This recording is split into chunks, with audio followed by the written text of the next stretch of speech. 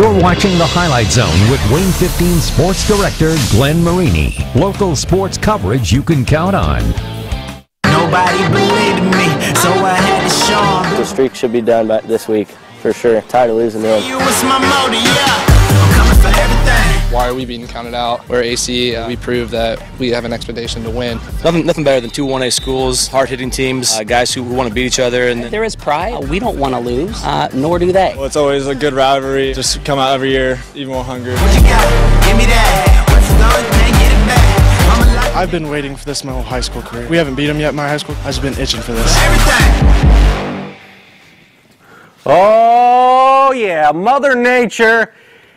She is a fickle, fickle peach. But even Mother Nature couldn't dampen the excitement tonight down in Monroe. Our Highlight Zone game of the week. They actually played it. It features two teams just 9.4 miles apart, and they're even closer in the 1A state poll. We're talking South Adams third, Adams Central second.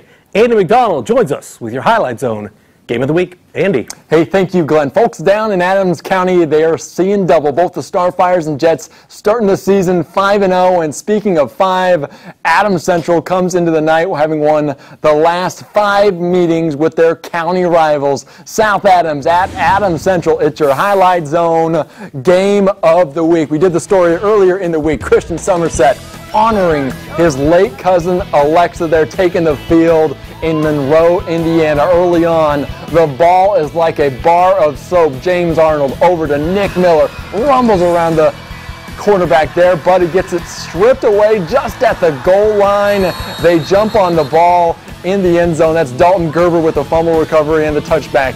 But the Starfires, they would strike first just a few minutes later. Christian Somerset rumbles in the end zone, 7-0. South Adams, he points to the sky, the galaxy going crazy, but they would not like this break. Harley, he rumbles in at 7-6. They admits the extra point.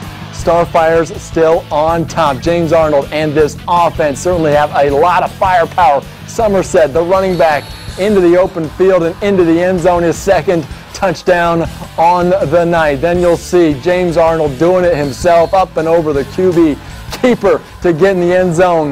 21-6 in favor still in the first half. Then Arnold, 1 if by land, 2 if by air. Up top to Aiden Warner for the score with less than a minute to play. It's 28-6 in favor of South Adams going into the half. Second half, same connection. Arnold up top, deep to Warner. His backup goes into the end zone, and this thing is looking like it's going to be a rout. They're going to end the streak against Adams Central, but the Jets, they came to play as well. Mason DeRue around the right side, and he gets to the pylon, still keeping it tough for Adams Central in this soggy game. Light rain throughout. Arnold here, watch this one. Possible gem of the night. Drew Stutzman rallies it in with just one hand to keep it going. The Galaxy like this. Fourth down inside the 10 for the Jets, though, and the defense for the Starfires, they have something to say as well. Braden Bixler seals it for South Adams. The streak is over. They move to 6-0. South Adams wins 42-14, the final. What I learned about my team is we come out hard and we love to fight right at the beginning. I know we love to pass the ball a lot with our star quarterback here, and I just love my team so much. I love this one. You guys certainly played loose tonight. I mean, how did that benefit you on this game against a tough rival in the rain almost? Well, Coach preached all week that it's just another game. We can't get caught up in the emotions, and I think really just playing loose, we played our game, and we did exactly what Coach told us to do.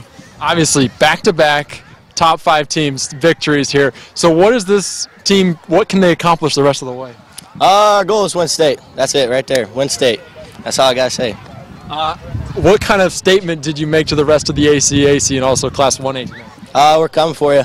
We want it. We want it bad. It's our turn. Coach talked about there, play your game. What is your game about? I think our game is really that we can spread you out. We have really great athletes. We can spread you out. We can have our athletes make plays. We think we're pretty good when we spread it out. We can throw the ball and pass the ball, and we're pretty balanced in that. My last question. Obviously, you guys got a ton of weapons. How beneficial is it to have just numerous options running and also throwing and catching the ball?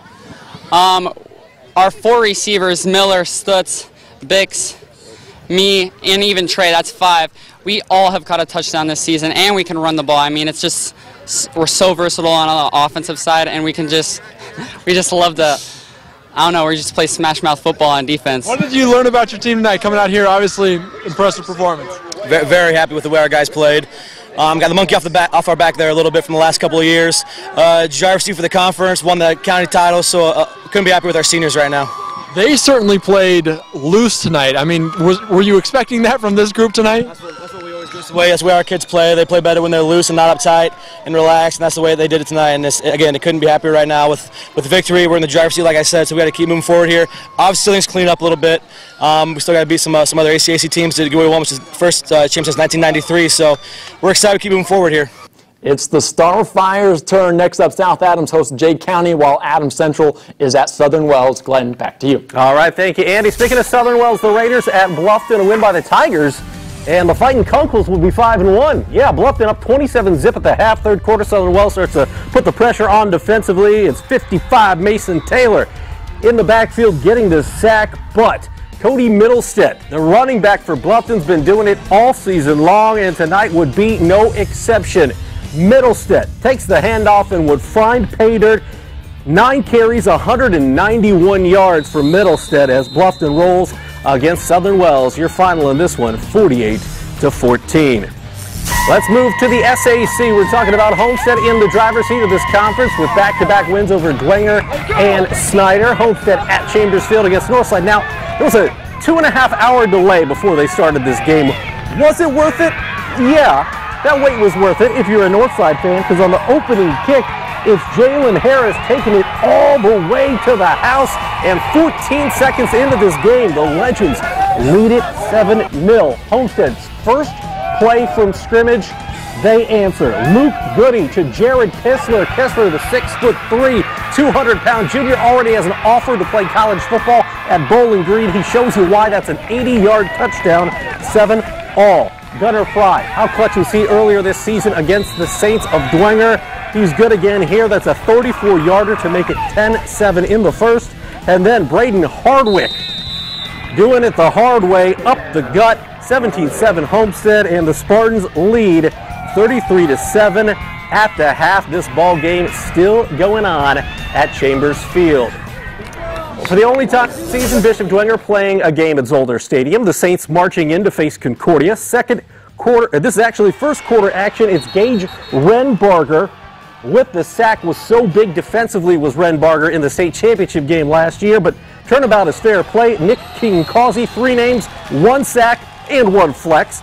He gets the sack right there, but DWENGER's offense could not be held down. This is Brendan Lytle, the junior, to Michael Leto Jr. Leto has an offer on the table from Florida Atlantic and Lane Kiffin.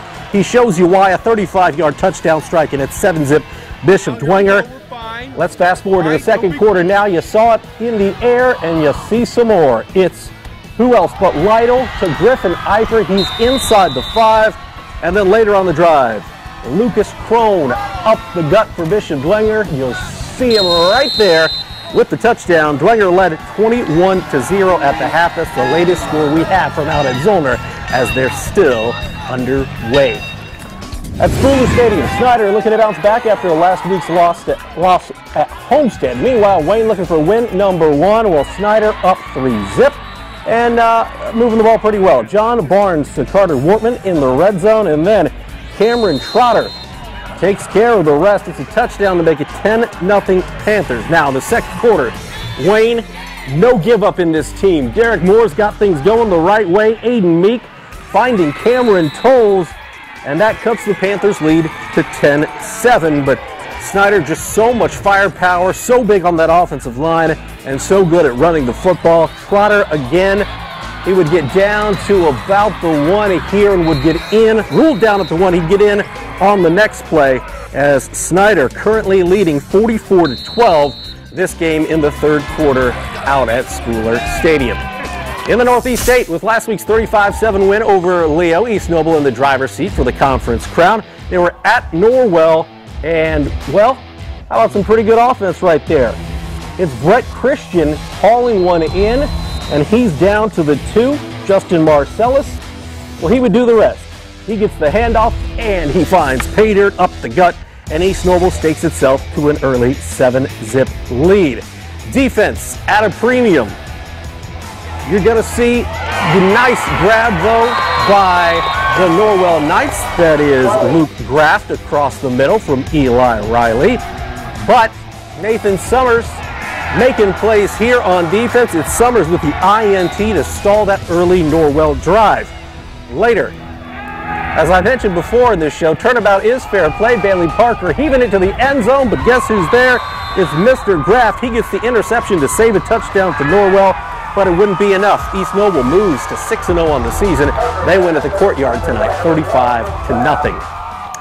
At 2-1 in conference, DeKalb needing a win to stay in the title hunt for the Northeast State. Barons at Huntington North. Just before the second quarter, the Vikings driving, but Reed Johnson looking and sacked there by Jace Griffith. You know, Pete Pence and company had to be loving that. DeKalb was up 14-7 at the break. Ricky Foster, my man, crowned homecoming king. And then in the third, a little trickeration. The onside kick recovered by, that guy Jace Griffith. He was having himself a game. DeKalb's defense kept Huntington North bottled up most of the night. You gotta love that again if you're Pete Kemp. Barons with success on the ground. Tanner Jack and Landon Miller, one of the best 1-2 combos on the ground in the Northeast State. DeKalb staying in that title hunt with a 26-7 victory at Craig Bond Stadium. Well, that is going to do it for what was a short slate of high school football tonight. A good chunk of the games in our area, as you probably know, postponed until tomorrow. Where are they playing? When are they playing? We got a full schedule of who plays when and where on our website, WANE.com right now. Meanwhile, Saturdays mean college football, right? We're going to talk Irish, Boilermakers, Hoosiers, and St. Francis as the Cougs prepare for their home opener, all next in The Zone. I'm at New Haven High School. We are done. Hold on. Yeah! Stay tuned for more Highlight Zone. Yeah!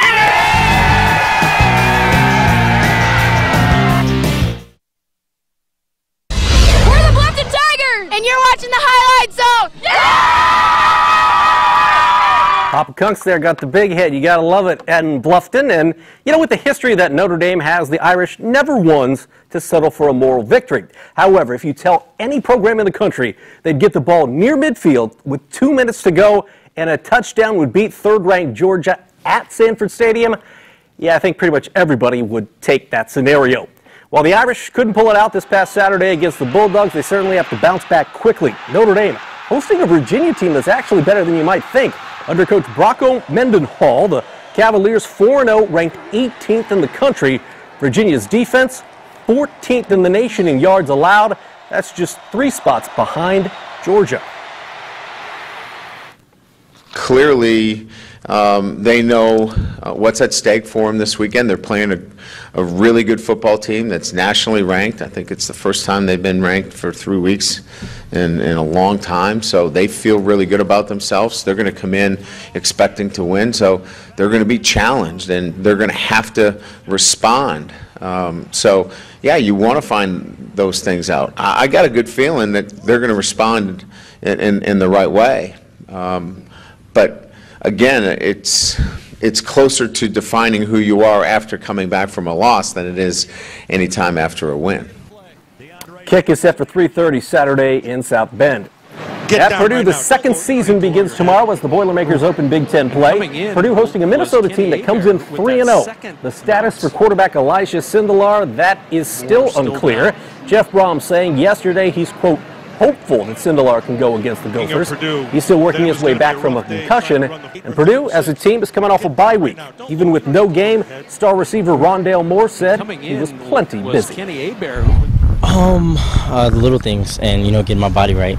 I think availability is a big thing in college football, and being able to play at 90 or 80 or 70 or, even if you get to 100% is big. So I took the bye week to watch a lot of film and correct on some mistakes, go over the little things, and get my body corrected, and most importantly, catch a lot of footballs.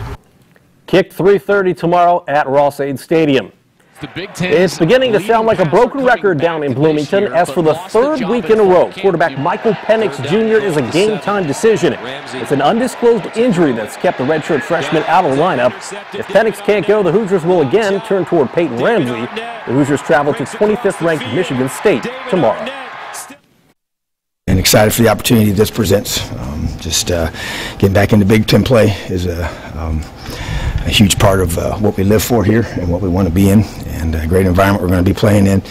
They'll have a great loud crowd, and just talked about that with our guys, what that means, and just expect our guys to elevate their level of play, their focus, and their execution, and be at their very best. Kick 3:30 tomorrow in East Lansing. Saturday is already September the 28th, right? But for the Cougars, it'll be their first time playing at Bishop Darcy Stadium this season. Cougs with their home opener against St. Ambrose University. USF coming in 2-0 on the season, and they're coming off a 13-point win last Saturday at Robert Morris. They're a good team. You know, they're going to bring a lot of pressure. They're going to be, they're going to try to get after me, and so our biggest focus has got to be we got to protect this week. So they're going to put an 8 in the box almost every play, and they're going to try to stop the run, and they're going to try to get after me. You know they're going to give you an A game, so we're going to have ours as well. It's great to be at home. First home game. Here we are, end of September, but we're excited about that. Kick set for noon at Darcy Stadium. We got more Highlight Zone, including your Peter Franklin Jewelers Gem of the Night, coming up next. We love the Snyder Panthers! We hate the rain! But we love the highlights though! Yeah! So many to choose from, but to steal a line from the movie Aladdin, only one can be your diamond in the rough. We present you with your Week 6 Peter Franklin Jewelers Gem of the Night, and the honor goes to Drew Stutzman. Take a look at the hands from Stutzman. And a great pass from James Arnold, and this game, well, your Highlight Zone game of the week finally belongs to the Starfires as they break that 5-game losing streak against Adams Central. Drew Stutzman with your Highlight Zone Gem of the Night. Congratulations to Coach Mosier on the victory on the road. All right, let's take a look at next week's games. We're already at Week 7, which seems hard to believe, but we got some good ones. It's SAC Rivalry Week, and none of the games are going to be bigger than your Highlight Zone game of the week for Week 7. We're talking unbeaten Homestead at Carroll again. That will be your Highlight Zone game of the week at Dean Gorsuch Field next Friday night. Bishop Lures travels to Bishop Dwenger in the Battle of the Bishops. The totem pole, as always, up for grabs as Northside battles Southside. That'll be at Jack Weicker Stadium. Snyder and Northrop in a battle of Spooler Stadium supremacy. We'll have that game as well. And in the Northeast State, a huge game. Go a long way in determining if East Noble can win that NEA title. The Knights travel to a solid Columbia City squad. Again, a lot of games canceled, postponed till tomorrow. That full schedule of tomorrow's games is on the WANE.com sports page. We'll see you next Friday in Week 7.